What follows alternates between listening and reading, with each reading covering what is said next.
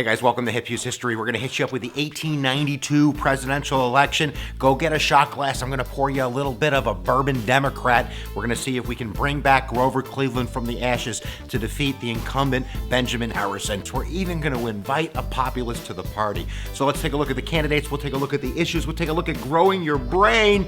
And we'll say it right now. Giddy up for the line.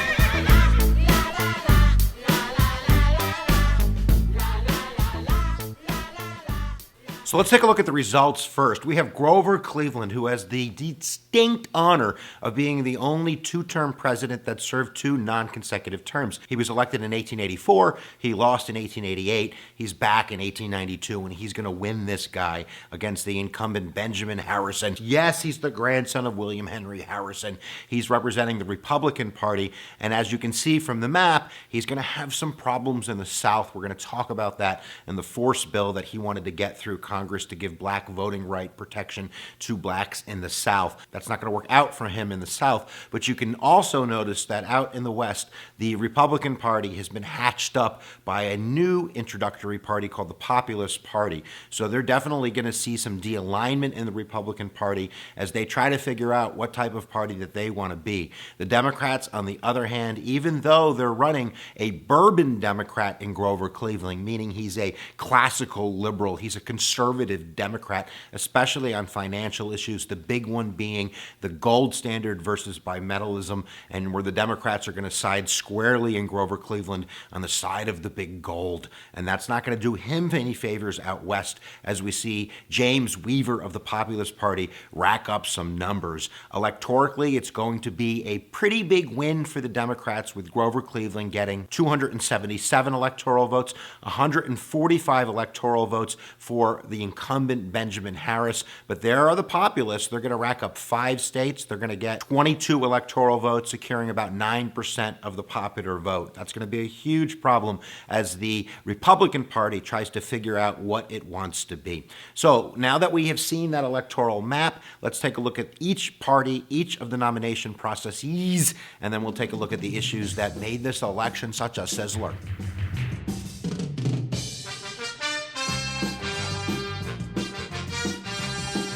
So it's not going to be all smooth sailing for the incumbent Republican Benjamin Harrison. In fact, he really didn't want to seek a second term. He felt that it was his responsibility to have to do that as leader of the party. Now, he had a very active presidency. Most historians don't rate his presidency very good, but it was very active. In fact, his Congress was nicknamed the $1 Billion Congress for allegedly being the first to spend $1 billion.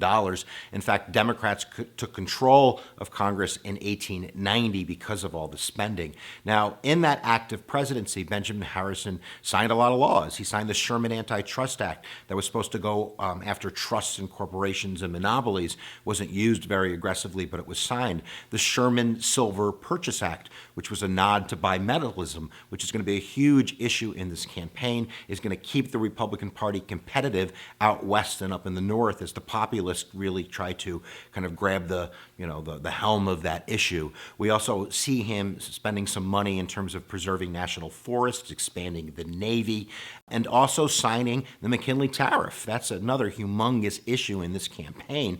The Republican Party is going to side squarely on the side of protectionism. The McKinley Tariff was a 48% tax on imports.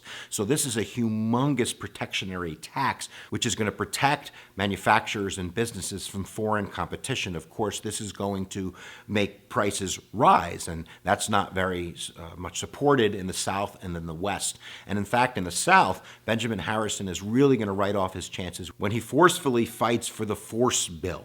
Say that 10 times fast. When he forcefully fights for the force bill.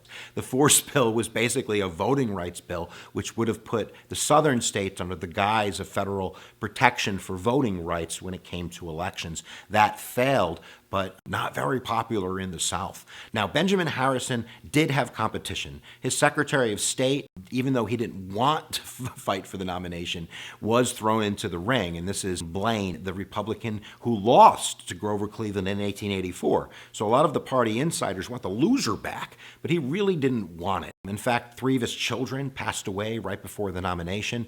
But at the end of the day, he did resign from the Secretary of State position when he was pushed by Benjamin Harrison that, you're either going to run for this thing, and if you're going to run for this thing, you better quit. So he did quit the Secretary of State position.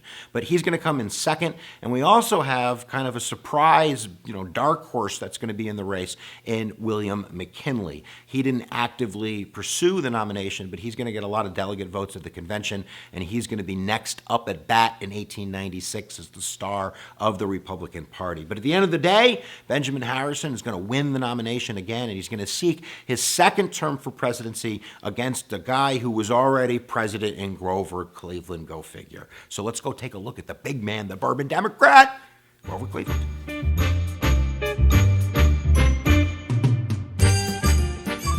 So Grover Cleveland is back. In fact, Grover Cleveland is only one of 2 politicians that have ever secured their nomination for their party 3 times in a row, the other being FDR in the 1932 to 36, 40, and 44 elections. That's a lot of elections. He did it 4 times. Well, William Jennings Bryan got it 3 times for the Democrats, but that wasn't consecutive. Now, Grover Cleveland is a conservative Democrat. They're nicknamed Bourbon Democrats or classical liberal Democrats, and especially in economics, they're very conservative. In fact, the big issue for the big man, Grover Cleveland, is the gold standard. He doesn't like loose financial policies. He doesn't like a lot of spending. He thinks that we need to be conservative. So he's fighting for the gold standard, and that's not going to help him turn out a lot of votes in the South. He's going to win the South because he's a Democrat, but you're going to see the populists do pretty well in the South. In fact, the populists got 30-40% of the vote in Mississippi, 20 or 30% of the vote in Alabama. They did pretty well. But because he's a Democrat and we still have this kind of solid South, Democratic South idea, he's going to take those states for the most part for granted, even though he did talk a lot about his opposition to the force bill, that he didn't think the federal government should be involved in those southern states in terms of federal regulations, protecting voting rights, that was a state issue. And that's really a nod to, I don't want to say the white South, but definitely the racist South, which doesn't want black people voting.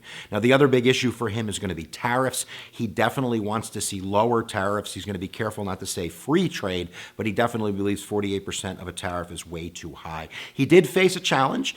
Some of the party insiders didn't love Grover Cleveland. He also fought against corruption, and a lot of the Democratic political machines like Tammany Hall in New York were very corrupt, so they didn't see a friend in Grover Cleveland. They threw their man, David Hill, into the ring, who was the senator from New York and the former New York governor, but he's not going to do very well in that nomination contest, and Grover Cleveland is going to take the cake. He's going to eat the cake, too. How about that? So now let's take a look at some of the other parties that ran, including the Populists, who did pretty darn good.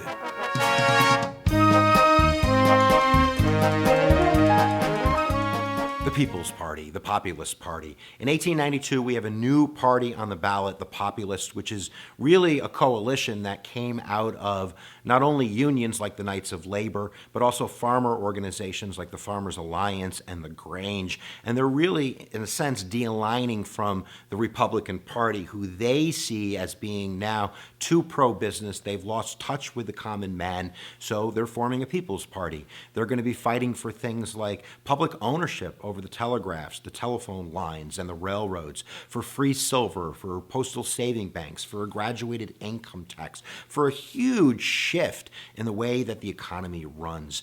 Now, this, like I said before, is going to hurt the Republican Party. And as we looked at that map, we can look at it again because it's a computer screen, right? When we look at that map, we can see that the populists are taking 5 states that are surrounded by states, for the most part, that were won by the Republicans. So the populists are going to create a huge dent in that Republican Party and, in a sense, shift it for a little while as it eventually moves to more of a Teddy Roosevelt progressive kind of thing, and then it shifts away from that. In fact, if we look at the Populist Party platform, you can hear a lot of ideas that we still hear in American politics. Let's take a listen. We have witnessed for more than a quarter of a century the struggles of the 2 great political parties for power and plunder. While grievous wrongs have been inflicted upon the suffering people, we charge that the controlling influence dominating both these parties have permitted the existing dreadful conditions to develop without serious effort to prevent or restrain them.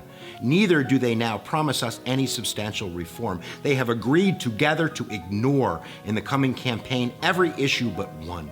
They propose to drown out the outcries of a plundered people with the uproar of a sham battle over the tariffs, so that capitalist corporations, national banks, rings, trust, watered stock, the demonization of silver, and the oppressions of the uninsured may all be lost sight of. They propose to sacrifice our homes, lives, and children on the altar of mammon, to destroy the multitude in order to secure corruption funds from the millionaires. So that's the populist. James Weaver is going to hold that mantle as he runs for president, and then we're going to take a look at one more party.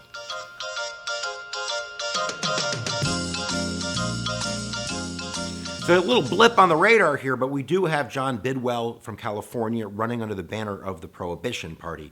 And I'm only going to talk about the Prohibition Party for a minute. Number one, not because they're doing very well in the polls, they're not, but they're going to be around for a couple decades. And I think it's important to understand that they're not just about prohibition, about banning alcohol. They were also for votes for women. They were also for investment in public schools. And they also talked about public ownership of the railroads. So this is something that they had in common with the populists. And there was some talk in 1891 of these two parties merging together and really creating a force in American politics, but that never materialized. They have too many differences culturally, I think, so that's going to fall apart. But we do have them on the ballot. They're not going to do very well, but we are going to talk about that general election right now.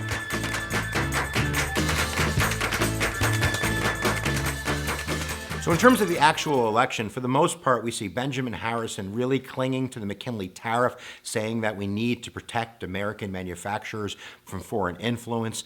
Grover Cleveland, a much more conservative Democrat, is saying we need to lower that tariff in order to lower prices for consumers. He's talking a lot about the gold standard, Grover Cleveland, and how these loose economic policies of bimetallism in the Harrison administration are hurting the American consumers. And he's also going to talk about Grover Cleveland, his opposition to the Force Act, really to secure that solid South. The solid South is still the solid South. It's all Democrat. But he wants to make sure that they know that these Republicans want what he sees as interfering regulations and the federal arm into the South in terms of protecting black rights. Now, the populists, they're going to be really the ones that are going to surprise everybody, and especially the Republicans. They're going to take 5 states in the Midwest and the North. That's really going to shift this election to the Democrats. But at the end of the day, the populists in 1896 are going to get absorbed into the Democratic Party as the Democratic Party kind of abandons its Burman Democrats and its conservatism in William Jennings Bryan, who's for free silver. But I'm getting ahead of myself.